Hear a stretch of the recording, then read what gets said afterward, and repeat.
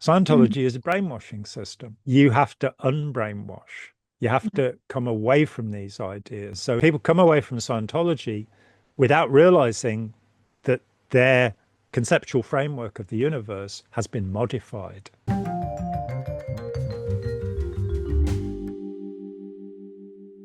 You've come here, so you know I'm John Atack. Yep. I'm not sure myself about that, but everybody tells me that's who I am.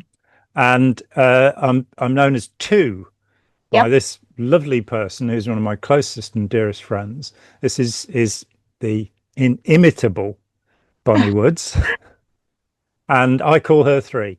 That's right. And this stems from our original meeting, which was what, September 91? Yep. Yeah. Now, 21st September 1991. I only know that because it's recorded in my Bible. A good place to keep it. Yeah, absolutely. And you spent a little bit of time in Scientology, and I'm going to quickly jump through some of the points about that. Okay. You're on a master's program in psychology. Yep. You're a special education teacher. Yeah. You had a yellow BMW, which was, what did you say? It was fuel injected? Except TII. Whoa. Dolby stereo system. Yeah. And when I was known to drive it more than 100 miles an hour. Yeah, for long distances and let off, which it has happened from time to time. You were recruited in Scientology and you worked as a nanny for a millionaire who decided to pay for your Scientology bridge. And because the local, St. Louis,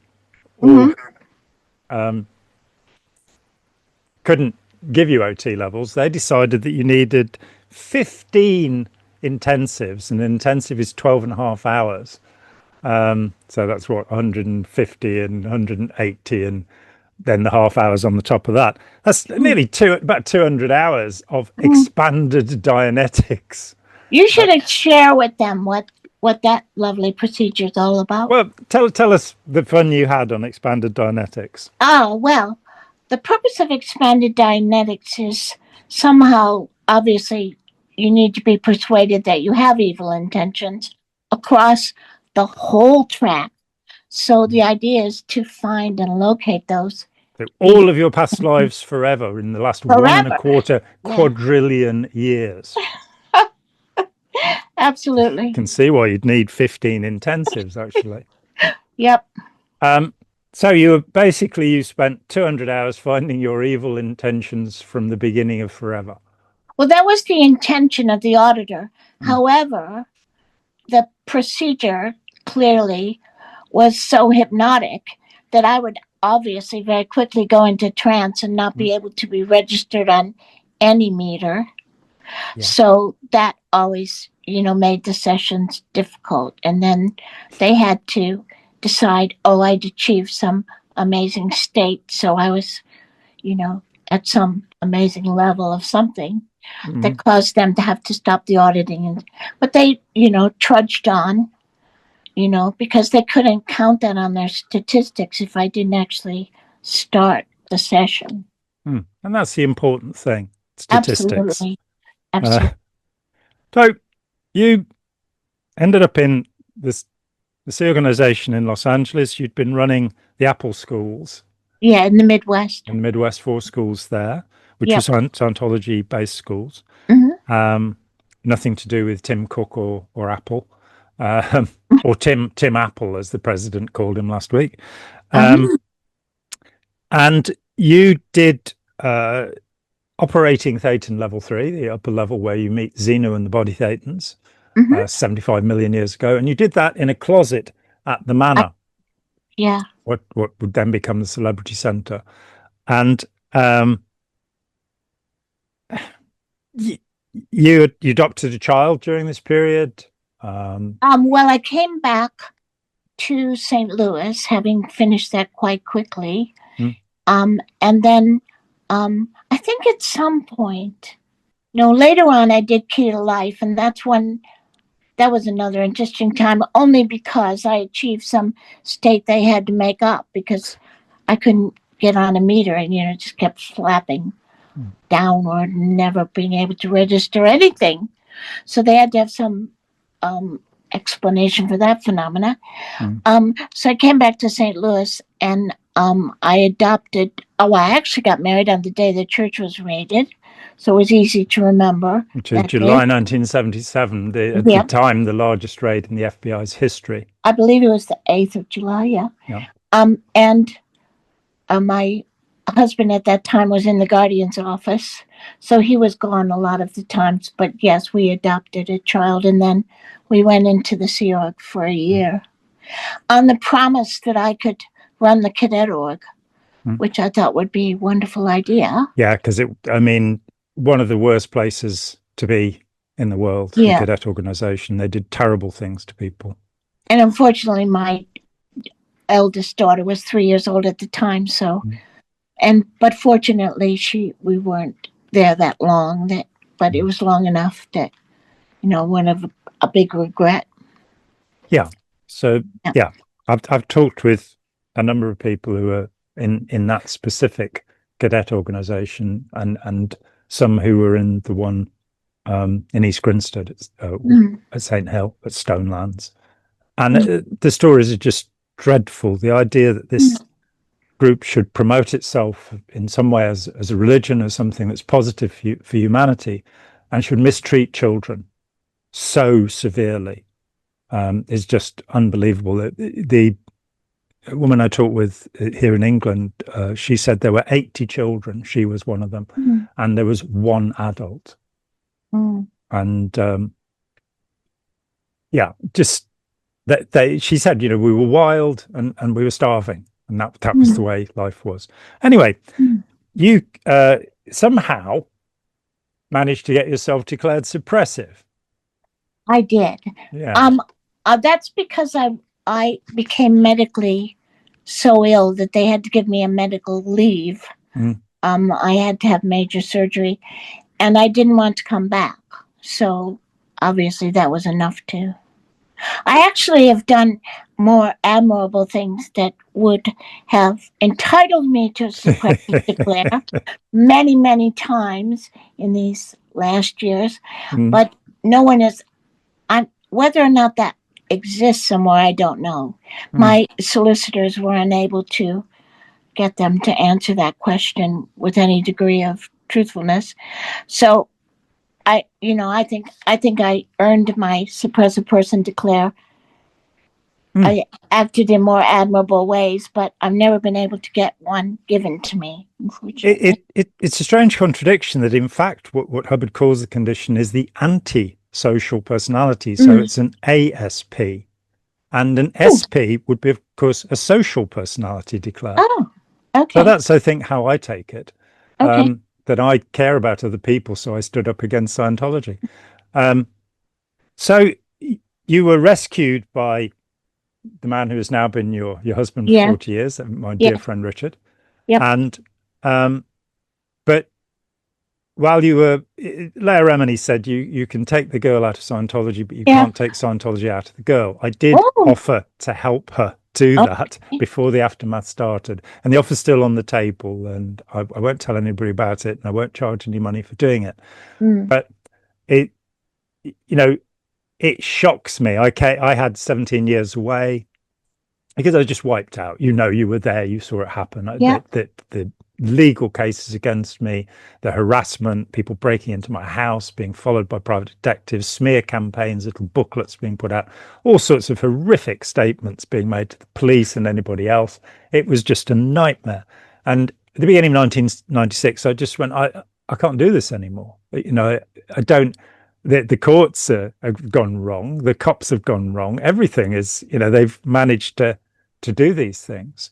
And they've got $2 billion, and I've got, I've got a pack of mints, and I just couldn't do it anymore. So I came away. But in 2012, I did a BBC Big Questions, and there was no harassment.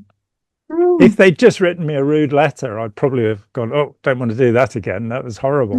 But they didn't do anything because their tone level is apathy or death, one of the two. So when I talked with a woman in Australia who had grown up in Scientology or been inhibited from growing up and had suffered terrible abuse. I realized in talking with her, a highly intelligent woman with a university degree, she'd left Scientology 16 years before. And she said to me, John, is reality actually an agreement? And I went, well, if you're the hypnotist, yes. But no, it's out there, whether you want it to be out there or not. I've definitely found that out, you know. Yeah. So Ron Hubbard was wrong about that. I'm not mocking it up. It is there. And the next week when we spoke, she said she'd used scented fabric conditioner in her laundry. And we both knew what she was saying. We hadn't talked about the hygiene hat in this organization because of Hubbard's paranoia about scents. It seems that sometimes people, he appears to have had temporal lobe epilepsy, and sometimes there are heightened perceptions. And he and Rajneesh both had a terrible thing about scents. So in this organization, as you know, but non-SEAL people are never told, you're not allowed any scented product, shampoo, soap, anything, because Hubbard was phobic of scents. And so she'd gone all her life avoiding any scented product. And now, as an act of rebellion, she had put scented fabric conditioner in her laundry. And we both knew that she'd worked that out without needing any help, that for all these years of going, well, you know, Ron says this and you've got to do it this way. She challenged him and done something. And it's a very important step. And I realized that most people don't recover from Scientology. You know, they may change the words, but, you know, I don't think he thinks this now, but the first time I talked with Aaron Smith-Levin, and it's on the channel, the recording we did, he said that there are good ideas in Scientology, it's just the language that's wrong. And that's a common thought. It's not true. Scientology does not work. It never worked. It never will work. You will occasionally get euphoric. You'll get high. You'll get very good indicators, which is a state of mind, but it won't last. You won't be permanently 25 feet tall. And it's just hypomania, I'm afraid. It's a psychiatric condition that's being induced by the techniques. I've said this before, and, you know, drugs are cheaper and safer. And drugs are not cheap and they're not safe, but they're cheaper and safer than Scientology.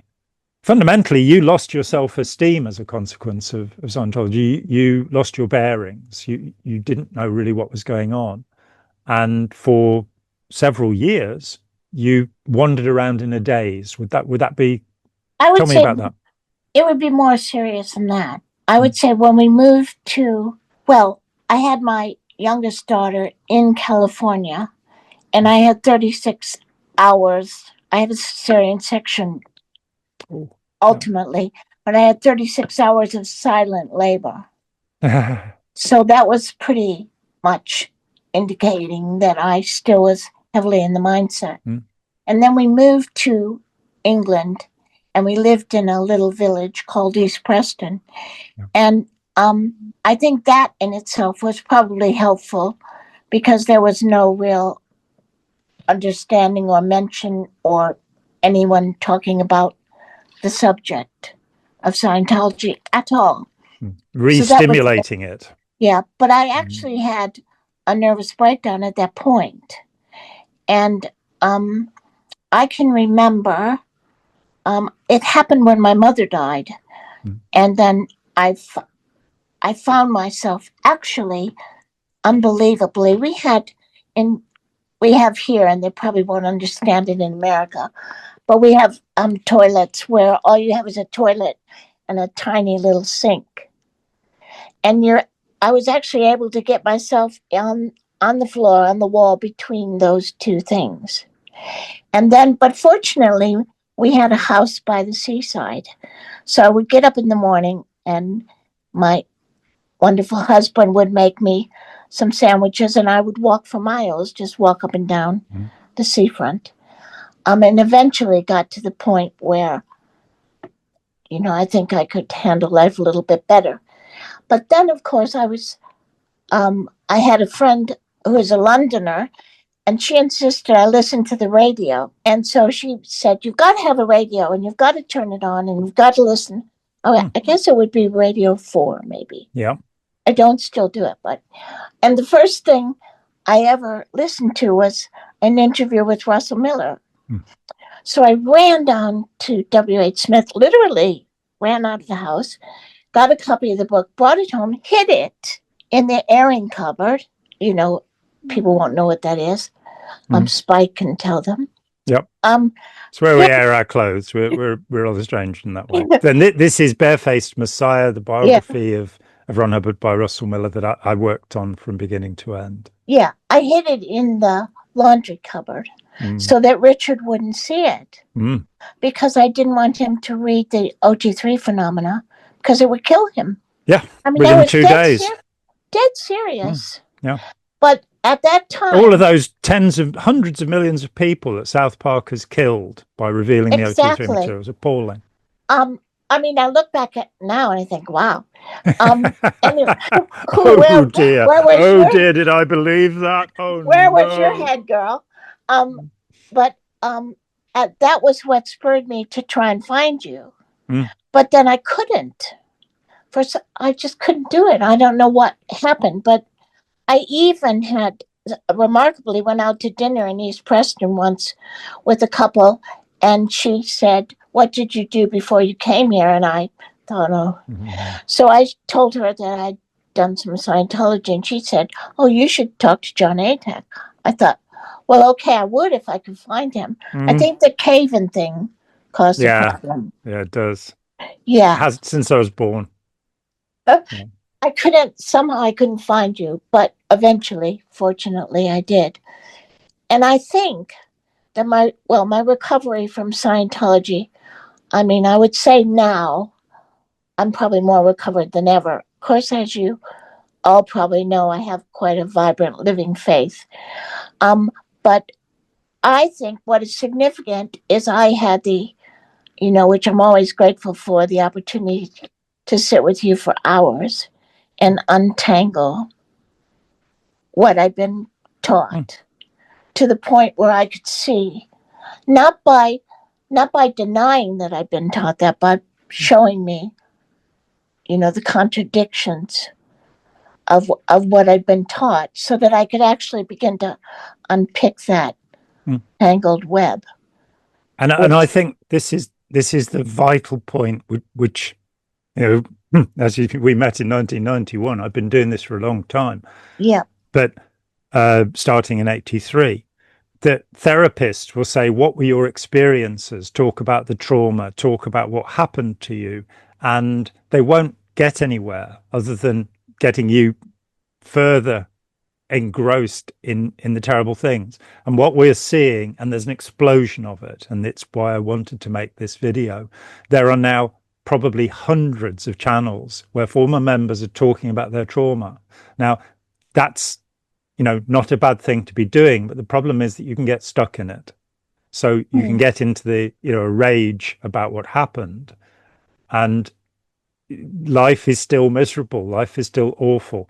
My approach is to say, not what did we experience particularly, and people will talk about the experiences they need to talk about. I never encourage people to talk about their experiences. When they want to tell me, they'll tell me.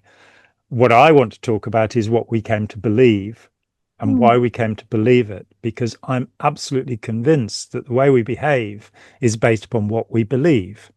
Now, so you had two things happening. The first was that we could talk, and you saw, you helped me to talk to other people over the following years. And I remember I gave that little seminar where there were 5 people there or something. 5 people there. And all I wanted to do was to show them how to talk to ex-members to help them get over it. I don't think anything really happened. But I remember you sitting there with a pen with beautiful purple ink in it, writing copious notes. Now, we've been working together for about 2 years by this time, and you're saying, I really didn't understand why you did that or why that was happening. but the process is one of saying which of these beliefs is true, and that, you know, you don't even have to get into the complicated stuff. This is the one. And when I talked with Aaron 3 years ago, I said, because he was saying, you know, these ideas are useful, and I think they're just dangerous. You know, when I left, the way I left was somewhere in early, you know, I walked out of the mother cult in October '83. I helped to create the independent movement. I was the chairman of the OT Committee UK, as appointed by Captain Bill Robertson. And I didn't know that Captain Bill Robertson was a screaming lunatic. But nonetheless, I had this lovely title, and nobody had ever given me a title before, so that was quite nice. And I was the legal protection, the PR protection for the independent groups. But I lost belief. I lost belief in Hubbard because he was quite evidently a liar. He was a liar because you can see he contradicted himself. You know, it's not what anybody else said about him. He lied. He claimed to be a nuclear physicist. He claimed to be a civil engineer. He claimed to be a mathematician. He claimed to have done expeditions. He claimed to have studied with gurus in India, China, Tibet, and even Mongolia, where they don't have any gurus. And he claimed to have been a wounded war hero who had cured his wounds through a therapy that he had basically learned from a direct pupil of Sigmund Freud. None of the above is true. Not a single moment of it. Once I'd found that out, and you can find it out from his own autobiographies, because he contradicts himself. He wasn't a blood brother of the Blackfoot Bikini people at the age of 2, at the age of 4, or at the age of 6. All 3 claims he made at different points, because, well, as they have said, they never had any blood brothers, you know. And what he did get in the end after he died, a guy called Tree Many Feathers, who was an 8th blood Blackfoot, finding that Hubbard had not been a blood brother, actually made him one in a letter they still show to people. Yeah, we posthumously made him a blood brother, even though there are no blood brothers. But so all of those things are untrue. I came away and said, he's a liar. The road to truth is trod with true steps. Honesty is sanity. He's a liar. But is the technology real? Are there clears? Are there people who can communicate freely with anyone, including suppressive persons, on any subject, including Scientology? No, there aren't. What do people get? They get high. They feel great. They get hypomania, and they want more. So they become auditing junkies, and they plug into this system that is meant to give them these things. The problem is that, you know, having spent 40 years now studying all of this stuff, there is no system of mind control, brainwashing, exploitative persuasion, coercive control, call it what you will. There is no system that is as effective as Scientology. Because Scientology, when people left the Chinese brainwashing camps, if they were able to leave China, they stopped believing, you know, because there wasn't the reinforcement of the society. Those who stayed in China were still and are still being reinforced. North Korea is even worse. In Scientology, it's self-reinforcing. You do it to yourself. You feel guilty. You feel that you've failed. The tech works, but I failed to do it properly. And now this is, how long was the period for you from leaving Scientology to meeting me? It was about 8 years. 85. I left. Well, I don't think you ever really mentally, at that point, hadn't left. But No, 85, I left LA and moved to England. And then we met in 91. So about 6 years. I was thinking about when you asked me to do this, because like yourself, I find I can't actually continue to watch former members treating each other the way that it happens. Yeah. And I don't think there's any chance of recovery in that. And I thought, why is this happening? One of the things that I think was so helpful was that I could talk to you and tell you whatever my doubts were, or even my misunderstandings. If I couldn't understand something, I'd say, well, I don't understand why we were told this. And you would say, well, have a look at this, and then have a look at something else which totally contradicted his own words in the first thing you would show me. But I think it was more what I've come to. This is my own take on the subject. I think that we are all created with a capacity to love. You only have to look around at the kindness that people have for each other. And you showed me mercy and compassion. And that was missing completely in my mind. Maybe in my heart it was still there, but in my mind, that was a low-toned emotion. If I felt grief, if I had lost someone I loved, I wasn't supposed to be grieving about that because that was low. But I think Hubbard's, from a spiritual viewpoint, and of course having the faith that I do, I look at things spiritually. And I think until former members can understand the depth of evil that was used to construct these techniques, that was designed to totally eradicate the ability to love yourself or anyone else. Does that make sense, John? That absolutely makes sense. And it even a stalwart Scientologist like Otto Roos, who did the original OT8 in 1971, who was one of only 5 people trained by Hubbard himself to the class 10, 11, and 12 levels, and was absolutely addicted to Scientology. And I met him and interviewed him over several years. And one day we were talking, and I said, I think that the problem with Scientology is very simple. It erodes compassion. And he looked at me and he said, yeah, you're right. And so even hardened Scientologists can see that. And in fact, to reflect on the idea of you're not meant to grieve. Curiously, of course, Hubbard did contradict pretty much everything he said. If you look back to Dianetics, the Modern Science of Mental Health, there's a passage in there that a clear will feel the right emotion. They won't feel enthusiastic all the time, which is what you're meant to pretend to be when you're a Scientologist. The open letter to all clears is where Hubbard says, you've got to pretend now, because otherwise you'll disappoint other people and they won't want to be clear if you're not perfect. It's like, oh, thanks so much. But he says the right emotion, the amount of people I've spoken to who lost somebody they loved while they're in Scientology and didn't grieve. And then 20 years later, it hits them like a Mack truck that, their parent died, a sibling died, and they didn't grieve because they just pick up another body. And that callous attitude, which is not based in any kind of spiritual philosophy. The Hinduism and Buddhism don't go, oh, you'll pick up another body, you'll be fine. They're trying to overcome the eternal return, as they say. They think the reincarnation's a bad thing to be avoided at all costs. So this way of suppressing emotion, you've also got the having no sympathy, this idea of not being sympathetic and not making a noise for 36 hours while you're giving birth. Not and one of the questions I ask, it's often been the case now where I have 2 generations of Scientologists sat with me, and I will say to the parent, when the child fell down and grazed her knee, did you comfort her? Did you say there?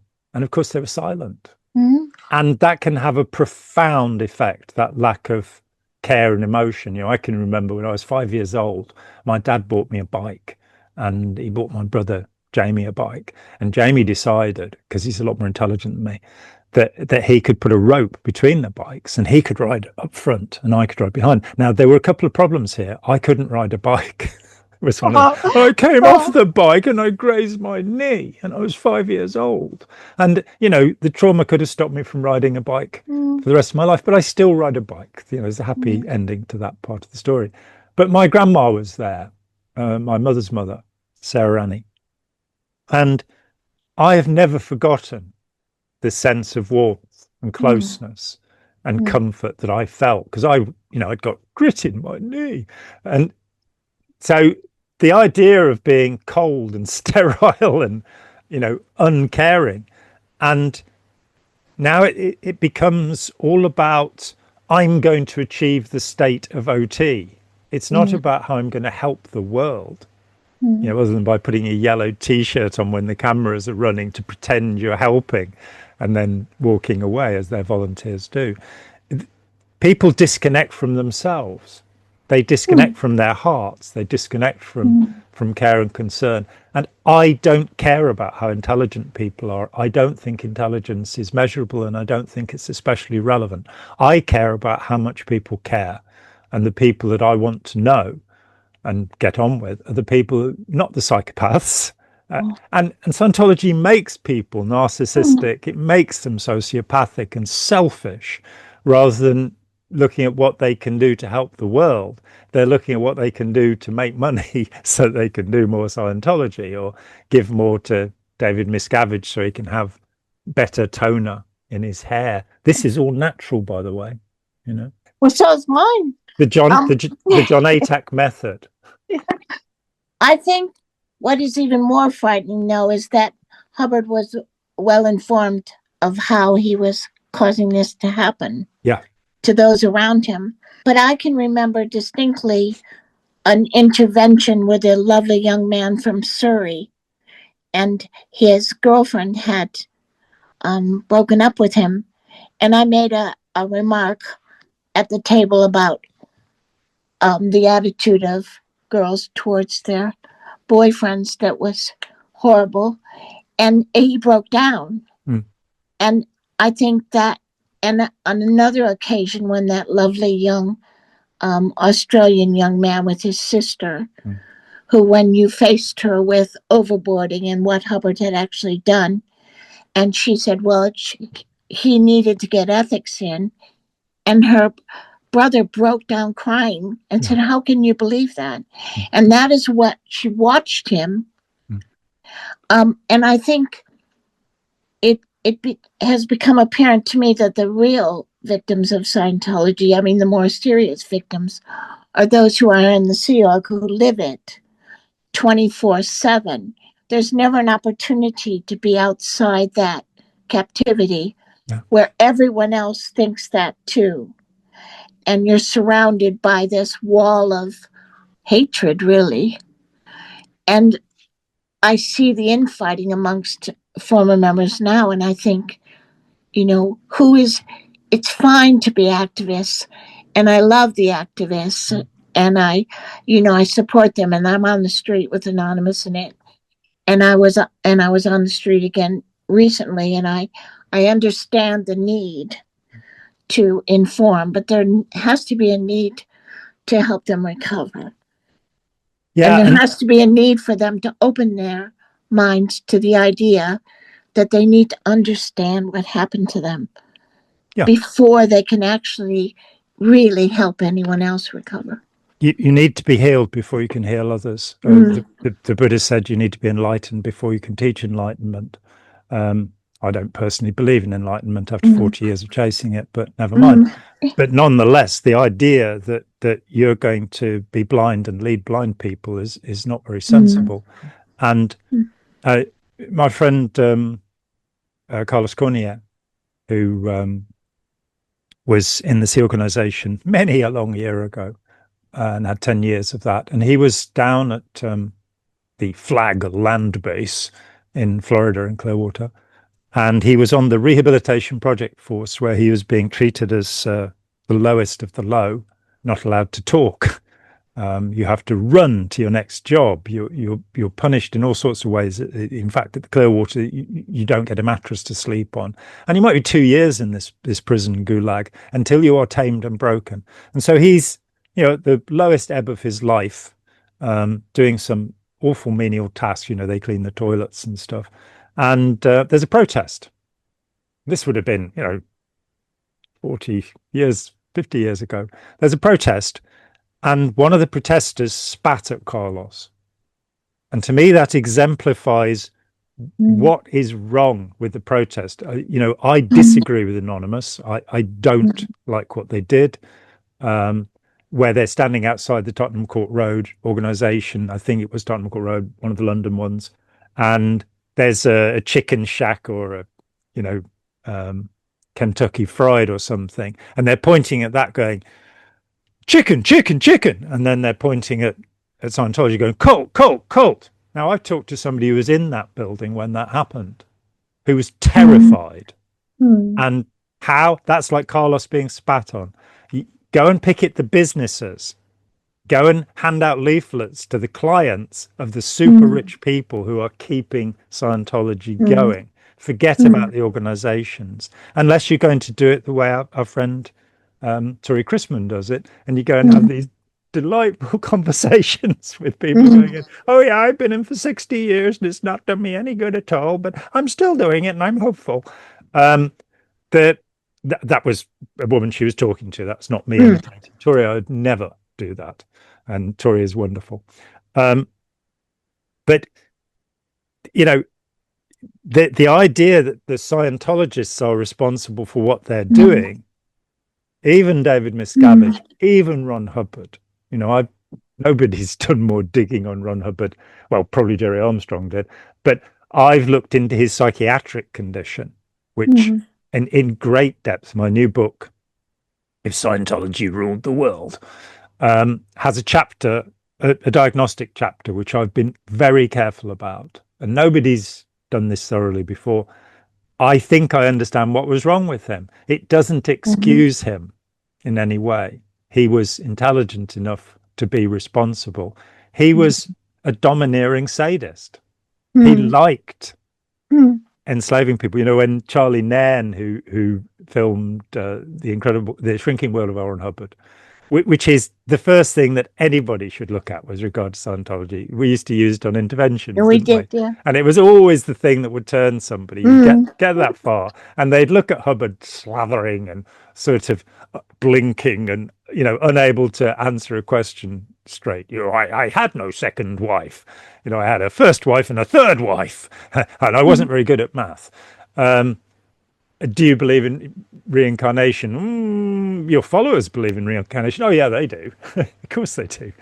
But Charlie said that before he got him on camera, he'd got him to basically say, it's a scam. He knew it was a scam. And then he used the narcissist button, which is where you say, oh, it's so difficult for you having to put up this pretense all the time for people. Oh, poor you. And Hubbard fell for it. And Charlie said, why do you do it? And he said, well, it's really nice to be able to tell your wife that you made another $10,000 today. This is 1968. So that's like, darling, we made another $100,000 today. Imagine. It's like being, well, let's not get into the Billy Club and those awful billionaire people. But the real reason is I like to catch the clever ones and reel them in. And when Charlie told me that, I was like, 10-year-old, the fat kid with spots who nobody liked, little Ron. And he learned how to subjugate people psychologically, which is what Scientology is, and physically, which is what the Sea Organization is. 4,000 slaves. And our attention, as it is with Aftermath and certainly with, you know, SPTV, I think that is the intention, is to help these people leave. But there is this huge missing component. I've spent, as you know, 40 years writing about how you recover from Scientology. And the parts that were significant that people seem to think they can miss out is read Let's Sell These People a Piece of Blue Sky. See what actually happened. It's not an attack on Scientology's techniques. I don't talk about them. But it is accurate. When Stacey Young, who did the Dead Agent on Ben Corridan's L. Ron Hubbard, Messiah or Madman, on his book. So she was the official person to do this, and she read Blue Sky, and she said, I couldn't find anything. Everything, you know, and she was aware of the Hubbard archives. She knew the documents I was referring to. She said, you don't, there's nothing, it's accurate. And, you know, the various papers the dozen or more papers that I've written, the hundreds of articles, the pieces I wrote with Tony Ortega about how to recover. And there's just no focus on that out there. It's this terrible thing happened to me. They're doing this. David Miscavige has now done this. And look at this. And isn't this awful? And then, you know, the fights that have come along, I did my best, I have done my best to quell those battles because, as Benjamin Franklin said, you know, we can hang together or we can hang separately.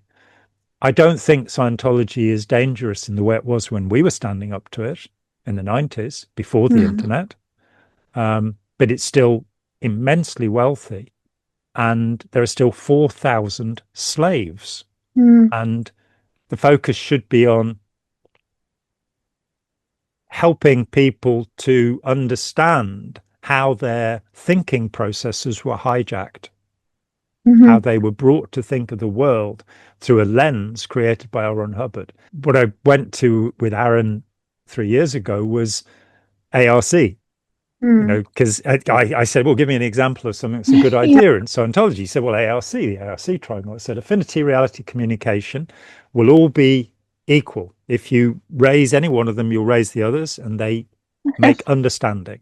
So if you raise communication, you will raise affinity. Somebody will like you more if you communicate more with them. All right, let's have a simple test of this. I'm going to shout at you. You tell me if that makes you like me more. I'm going to shoot you because L. Ron Hubbard said bullets too are communication.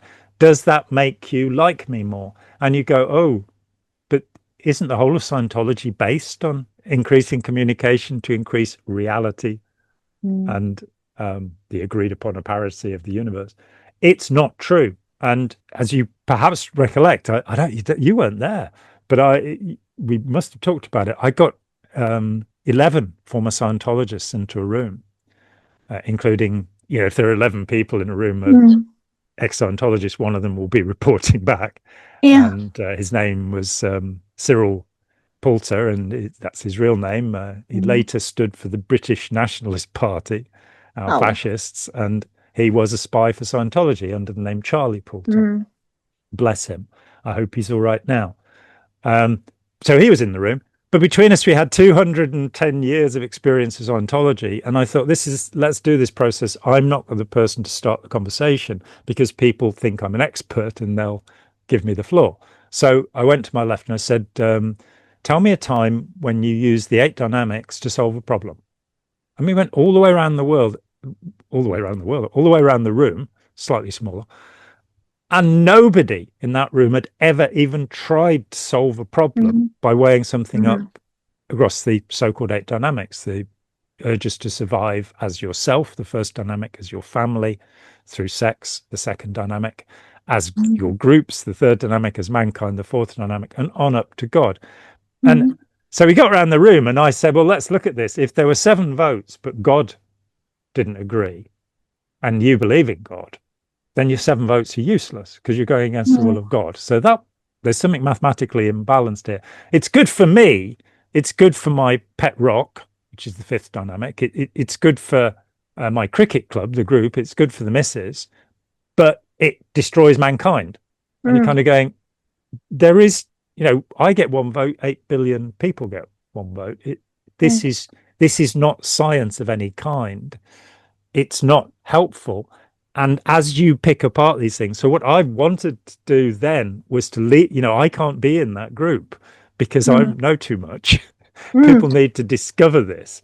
And what I wanted to have happen was that groups of ex-members would get together, maybe on Zoom, and pull out fundamentals of thought or problems of work, read a paragraph and go, is this true? And if it is true, and useful, use it by all means. But if it isn't, it's programmed into us.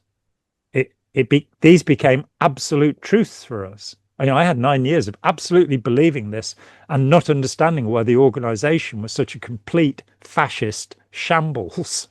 If we had this technology, then I found out why. I think that it's the process that I learned, that you taught me, in a sense, to look at what I was taught and decide whether or not it was true. Yeah.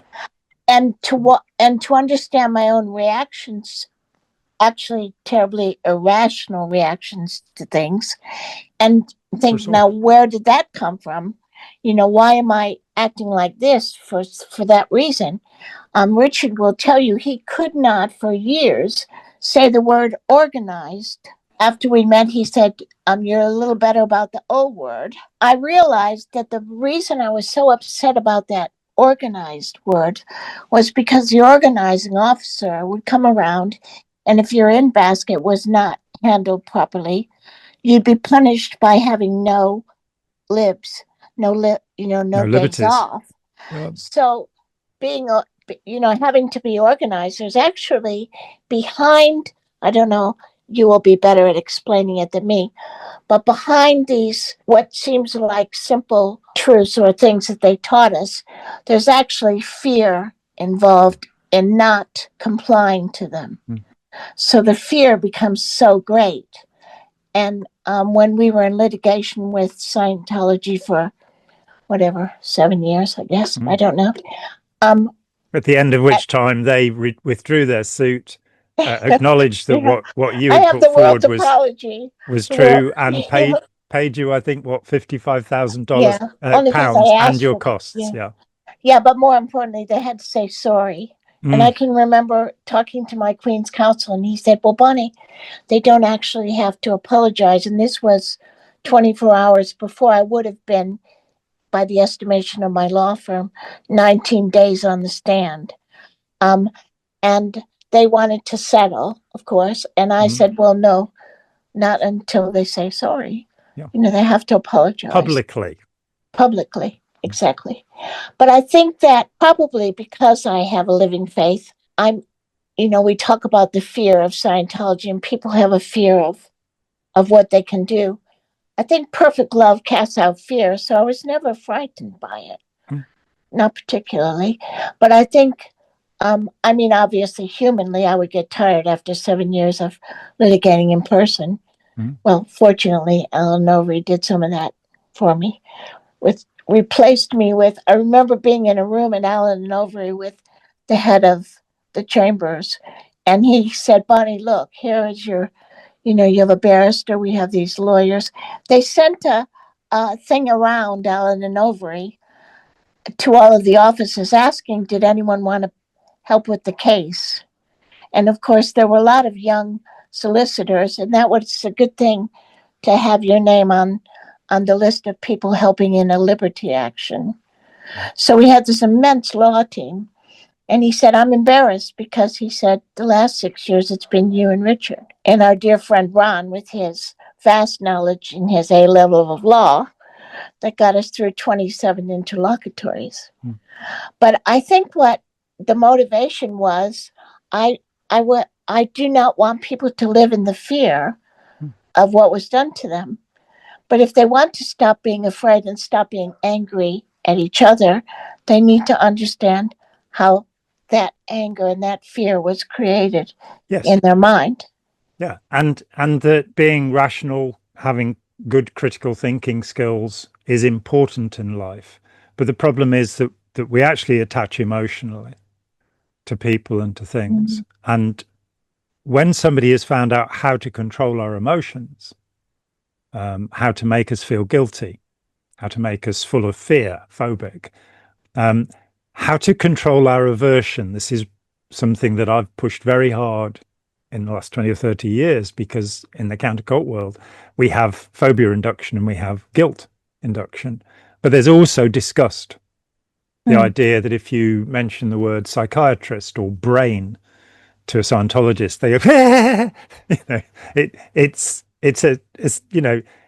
like saying Jewish to a Nazi, and these push button responses, and Hubbard did talk about stimulus response. It's very important to understand these things and to say, I believe that because Hubbard said this. And there's always that sense. I'm not a big fan of schools generally. I didn't find school useful at all and dropped out at 17. And the thing that it left me with was the sense that there's always somebody looking over your shoulder, ready to tell you off. And Scientology doubles and redoubles that sense, that your course supervisor always. And you're given this nonsensical and often contradictory material that you've then got to find your way through. And it eventuates in, after we left, in the truth rundown. This idea that if you saw David Miscavige beating somebody up and you say so, that you now have to have the truth rundown where you will realize that you didn't see it. Oh, my word. Because the truth is whatever the organization wants you to believe. Yeah, so I would encourage people to form little groups to talk about the material. It doesn't have to be intense, just pick a paragraph up. Find, the axioms are always a good place. Space is a viewpoint of dimension. I spent 2 hours talking with a woman who was absolutely convinced that space is a viewpoint of dimension. And I said, it's a tautology. It doesn't actually say anything. And she explained it to me for 2 hours. And at the end of 2 hours, she said, you're right. It doesn't mean anything. I think one of the things that struck me most looking back on things that happened, the whole isolation watch policies. So terrible. And I remember, of course, I was also the head of the OT committee in St. Louis, dubious honor, but a local person who had completed OT3 and came home and had a psychotic break in her house. As people often do after doing OT3. In her house with 2 young children brandishing a knife. And I get a call from the organization in St. Louis saying, can you go do something? And I'm not, no one thought, well, wouldn't it be a good idea to, get some help for the children from the police or social services or someone. Yes. But I went in and, having got the children into another room, sat down with her and having studied those introspection rundown bulletins and being told, do not speak, spent the night speaking. And I don't know what happened to her today, but that was one, probably put a chink in the mindset. The wait a minute, it wouldn't OT3 brandishing knife at children, something wrong. And that not speaking to her was not the way out of this, because obviously my own life at risk. But I think what puzzles me is when they react to each other with such anger. And I think, how can you be so angry with this person who has suffered the same degradation, which you're describing on YouTube to those people who've never been involved in Scientology, the terrible things that are done to you. Yet one of your people that you know now who's also suffered like that, you seem to have no understanding of the fact that that's why they're reacting that way. So can we not think about, I think the emotional aspect of it, the emotional way of treating them for emotional recovery, it is so important, to look at each other and say, oh, maybe that's why they reacted that way. I mean, Aaron broke my heart. I thought, how can you possibly not understand what's happening here? Yeah, having been there, such an experience of it himself. Absolutely. Yeah, but I haven't kept up with Aaron. I have, we've always had a good relationship there. Yeah. I think 4 times that we've spoken. Before I went on to the board at Aftermath, understanding that there was this schism that had occurred. The first thing I did was talk, I was asked to go on the board by Mike Rinder and by Claire Headley. And I talked with Aaron.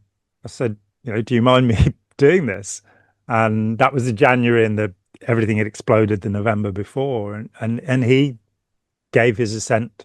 And I said to him, if you have any problems with Aftermath, I'm here to see if we can deal with things. But it just carried on. And when you have people that we've only got a certain amount of energy, and our energy should be used on helping people get over it. If former members generally, had got through it and had got over it, they'd be able to help others, and there'd be this ripple effect. I haven't seen that in terms of recovery. I don't wish to appear narcissistic. Who does? But I've spent 40 years writing about this. I've published more than 500 articles. I've published academic papers. I've investigated where the techniques came from, possible origins for Scientology and Dianetics. I've deeply investigated Hubbard's involvement with the occult, and there is no doubt I've seen the blood ritual that he wrote, the handwritten one. I was not able to get a copy of it, but I've read it.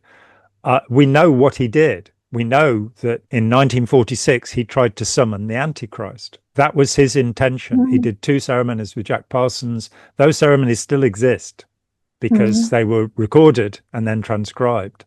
It's called the Babylon Working, or the Book of Babylon. So that was his intention in 1946. And then when you get to the original, when OT8 was released in 1988, the opening bulletin, which is dated 5th of May 1980, you can find it on Wikipedia, student briefing OT8, says that he is with Lucifer and the Antichrist. His intention is to stop the second coming of Christ, and that is the fundamental intention of Scientology, because the second coming of Christ is an invasion of Markabians from another system. Now, that is what Scientology is.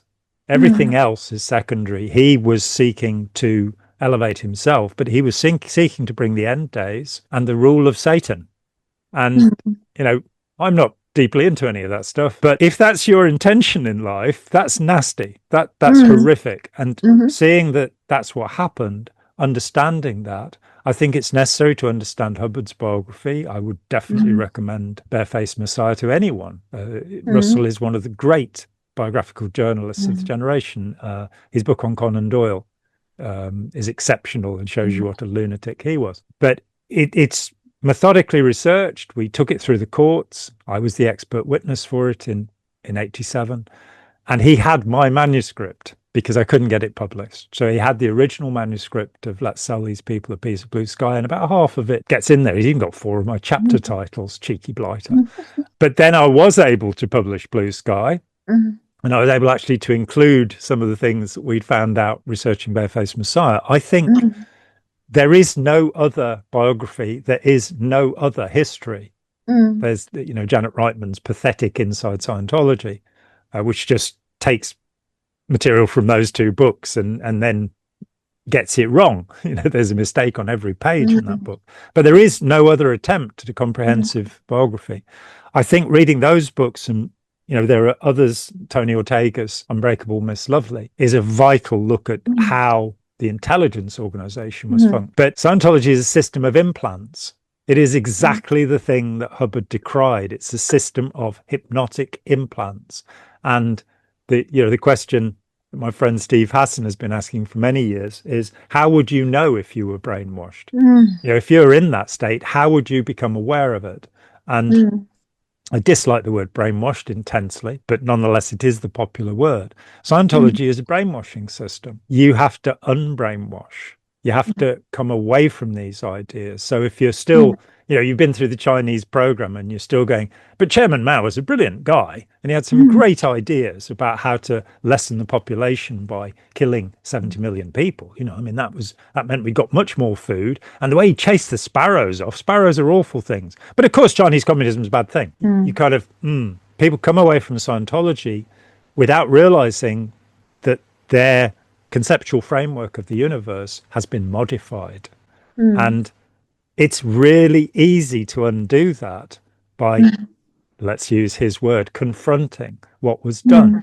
So you look at it and you go, all right, you know, my friend Peter Ford, who wrote a scientific survey of OT3 many years ago, and it's just great. He just looks at it and says, okay, this happened 75 million years ago on the Canary Islands and Hawaii. They didn't exist. They both came out of the ocean 9 million years ago. And if you don't have the exact time, place, form, and event, and of course the mass extinction, which I think is the Chicxulub extinction, didn't happen 75 million years ago. It happened 66 million years ago. And while Captain Bill Robertson saying, yeah, well, the scientists have got their radiocarbon, which is nonsense because Ron Hubbard used an e-meter. Okay, thank you for that. I think it's something that can be done and should be done. I think we need to inform ourselves. You know, when I went to Aftermath, I was shocked. There were, I think, 37 books that they recommended. Russell's book wasn't there. My books weren't there. No analysis of Scientology was there. They were all ex-member books talking about the horrific experiences they'd had. And a book by Robin Scott saying how great Scientology is. I was not very keen on seeing that there. But it seems that he's created a system where people are not capable of, you know, it's like you used to have this analogy with people that when you opened the cage on your canaries, and they Yes, they did. stayed They wouldn't in. come out. Yeah, and with Scientology, the door is open, if only a crack. No, the door is in fact open, but the willingness to leave, and the bravery, the courage to say, "I will think for myself." Mm. I'm not going to do what Bonnie and John say.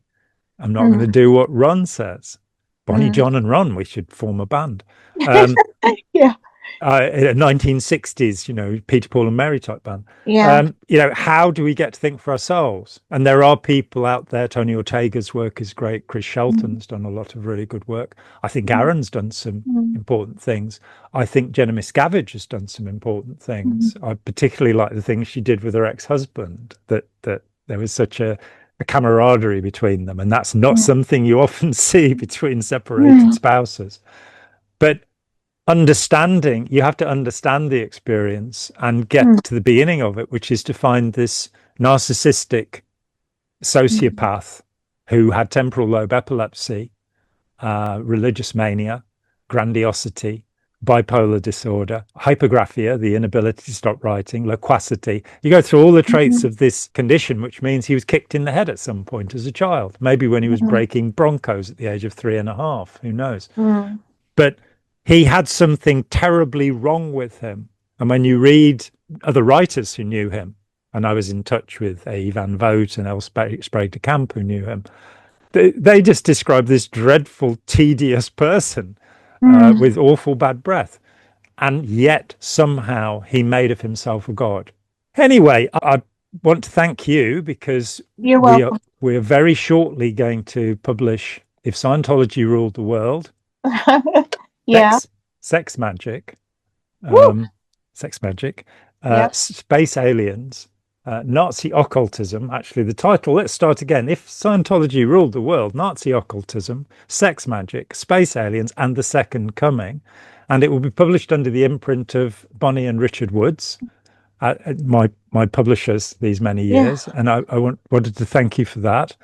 And should be out in a month or so. And it is absolutely packed with revelations, with material that nobody knew about Ron Hubbard and Scientology. So I'm hoping that 10 or 20 people will read it. You never know. There'll be an audio book, an ebook.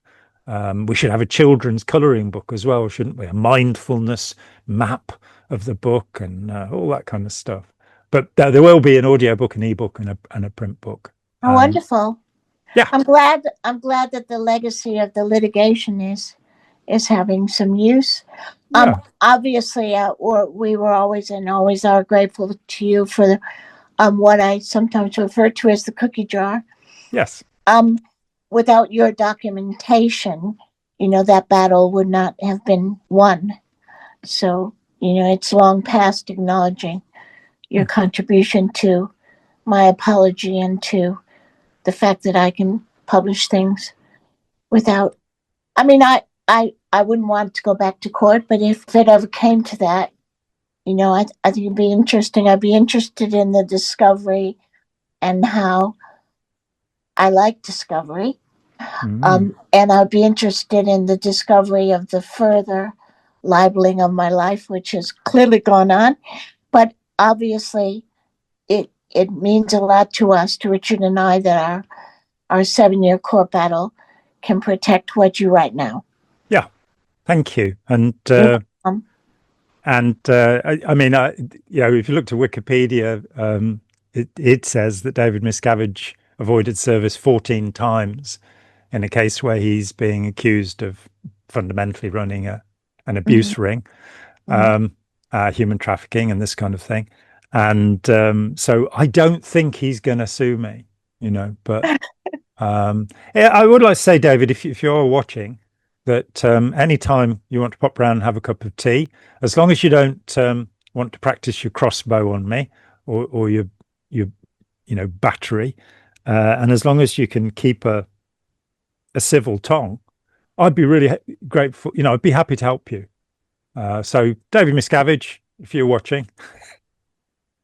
Just an interesting, when you were speaking about that, before I saw you, and I lived in this house in East Preston before I could find you, I would have a continual nightmare of Norman Starkey and David Miscavige coming down my stairs. And I never understood it because I never knew them. I mean, I was gone before they were involved, and I don't know what it was. But I think what then, of course, when I met you and we worked through all of that, and over the coming years, it's so helpful. I think that I know that nightmares and things like that are a recurring problem. And those things come from not being allowed to understand what happened to you. And I know that there are phobias involved with members speaking about it because without an auditor, there's a problem. Being able to speak to someone, even being allowed to communicate to someone about what happened to you.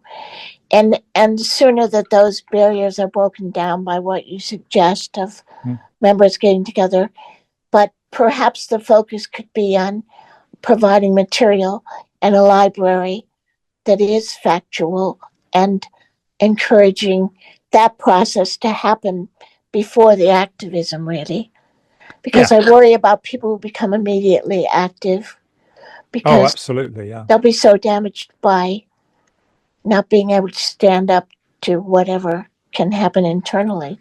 And as we saw often enough, people have terrible misconceptions. So people who become activists who've not been involved, it's like with the young man that you mentioned along the way, that he'd gone to the States. He was due to go to one of the most prestigious universities in the known universe, and he contacted his parents after 9 days involvement in Scientology and said he was going to sign a 1,000 million year contract. But he thought he'd better come back and tell them about it. And the first thing his dad said to him was, "You look so brainwashed when you got off the plane." And it took me 2 hours talking with him. I think that's the first time I ever saw, in all the work we did together, that was the first time I ever saw some degree of, you were not angry, because I've not seen you angry at anyone in an intervention, but like, how could you say that look on your face when that happened? But that, that in itself just reinforced the whole mindset completely. And until you understand the subject, don't start kicking around. A woman came up to me at an ICSA, International Cultic Studies Association. I never understood all that word. No, it's an icky word.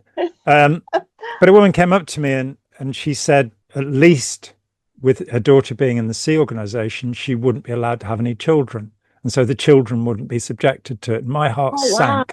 And she walked off before I could say, no, it's not like that. It would be better that she has children, because, she'd be sent to an outer organization anyway. But understand the thing. And if you feel hateful towards the members, don't do it. Just don't do it. I got so many stories of, the people that are out there now who are running, giving videos and giving advice about what they did when they were involved. Nobody was nice in that organization. Nobody was kind in that organization. It's not built that way. L. Ron Hubbard was a petty sadist, and he visited that on all and sundry. And working out those things in your relationships. But there is a fundamental thing in understanding what the teaching actually is. And I've written lots of stuff. My favorite's probably Never Believe a Hypnotist, which is on that's actually my favorite too. And I never really understood it till I went on our own to visit a young man. And when I walked into the room and he said, "What's your name?" And I said, "Bonnie Woods." He said, "You're in jail." And I said, "Well, actually," I said, "I think I'm right here with you now."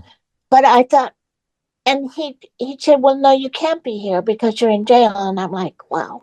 That kind of, I can't underestimate the hypnotic aspect of it. You can't overestimate it. It's one of the two, that's isn't the it? word. Underestimate is replaced. It's like when people now say literally instead of metaphorically. And my Yeah. favorite is I was literally glued to the TV. Yeah. So you cannot overestimate the power of this. And the point of that paper was to show that Hubbard knew exactly what he was doing. And it's the most shocking thing for me that I've ever researched. I wrote it in 93, I think. I can remember I just typed up everything I could find from 1950 to 1952, where Hubbard talked about hypnotism, suggestibility, what have you. And it was mind-blowing. It's like he really does understand how to do this. And you go, and this is what the tech is. This is what he created. But then you've got those contradictions in Dianetics itself, the kind of hypnotism had nothing to do with the development of Dianetics on one page. And then on another page, you've got him, Dianetics was researched using hypnotism. And you kind of, oh, you're lying then. That's interesting. And then you find the hypnotic method called the double bind, which is where you give somebody opposites to think about. And Hubbard talks about it. If you give somebody opposing ideas, they won't be able to think for themselves. It's the whole basis of the OT levels, the goals, problems, masses of up to OT3, that to be or not to be. Oh, will I be or will I not be? Scientology does that. It just inflicts this two-terminal system on people's heads. So you become incapable of thinking. And if somebody challenges you, you'll get furious. You won't have a quiet, calm, friendly discussion, which is actually the best way to do these things. So, the way that Tori Christman does it when she goes to an organ, talks to people, she's great. So, yeah, I think that wraps it up for now. Okay. Probably. And what a pleasure it has been. Oh, always. Yeah. So thank you to everybody for spending your time. Go out and start little groups of people on Zoom and talk about it. Try and love one another. Yeah, exactly. With kindness as your king, you will reach heaven before you reach your end, in the words of the great Dave Matthews. Thanks so much, buddy. Nice to see you, Diane. Yeah, bye-bye. Bye-bye. Hi, John here. Thanks for watching. We'd appreciate it very much if you would click like, as well as subscribe, and click the bell for notifications. Every dollar helps, and we welcome new patrons on Patreon, or you can make a one-off payment with any currency through PayPal. Thanks so much.